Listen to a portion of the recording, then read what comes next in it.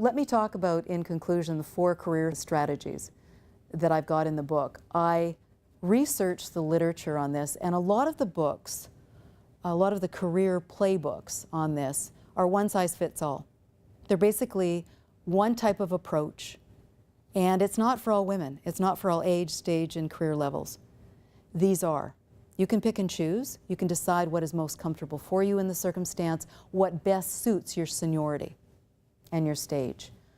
The first one, go along to get along.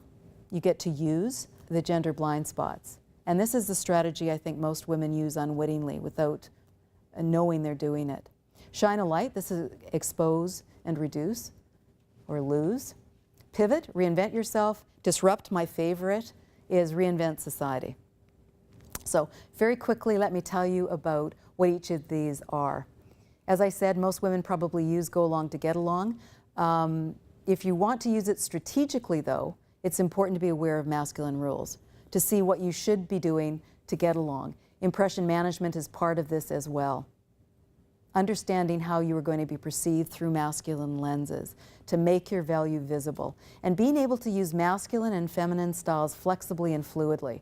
So being able to switch. Research out of Stanford has shown that women who are able to turn on and off gender approaches get promoted faster than men and other women. It's a wonderful trait to be able to flexibly and fluidly use the different approaches in the appropriate circumstance. Shine a light. This is where you recognize the gender blind spot and you bring it into the open. Again, how you do it depends upon your awareness, personality, and career level. And I would suggest to everyone, do it when you're comfortable and do it in a comfortable way. Don't do something because you feel you should do it. A technique that does not feel comfortable. Have courageous conversations for sure, but when you are comfortable. Help others to shine. That's very socially intelligent. See how you can help others. Standing firm in a meeting. Lose personal limiting mindsets. This is shine a light, where you shine it on your own beliefs and you replace it with beneficial beliefs. The books to read on this to show that a lot of things we believe, the myths about gender, are untrue, like cognitive differences or brain differences between men and women. And the books I suggest are Delusions of Gender, Blind Spot, and Testosterone Rex. Fine is a wonderful author. She's written Delusions of Gender and Testosterone Rex, and they're wickedly funny as well. So they're great books to read. Pivot, find creative solutions. Women do this naturally. We have more career pauses than men, so we learn how to reinvent ourselves. So maybe drop the ball at home, that's pivoting. Negotiate and delegate. When the fit's not right, tap into your power. You may want to leave, you may negotiate, advocate for change. More millennial women than men are moving for better salary. There are changes happening. So pivot, start your own business. The future favors women entrepreneurs, and I talk about that, global trends right now, in terms of our abilities, the traits mostly associated with women. And disrupt, as I said, this is my favorite. This is where you just, and especially for senior women, I think this is important to think about doing. Throw out restrictive scripts for roles for men and women. Live as if no gender stereotypes exist.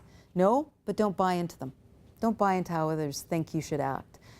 Thanks, Nana, I'm a great leader. That's all about disrupting. That's recognizing what the gender stereotype is and busting it. Live and work as if gender stereotypes don't exist. I've mentioned that. Human traits. We're much more similar as humans than we are divided into restrictive categories, not masculine and feminine traits. And think about, in terms of disruption, what would work look like if created for and by a woman? How different would it be? That's disruption. So here are my asks. Women Don't Ask. That was a book from 2003. Here are my asks. Please read my blogs. I blog extensively, usually around 2 a week. So if you're interested, please go and look at them. Join me on LinkedIn and I'll give you notice about my book release date. It's just on the cusp of being released. And please buy my book and tell your friends if you enjoy it. Tell your friends about it. Also, half the proceeds are going to Because I Am a Girl. We have to stop the practice of child brides. And in your buying the book, you are also supporting because I am a girl. And that's it. Thank you.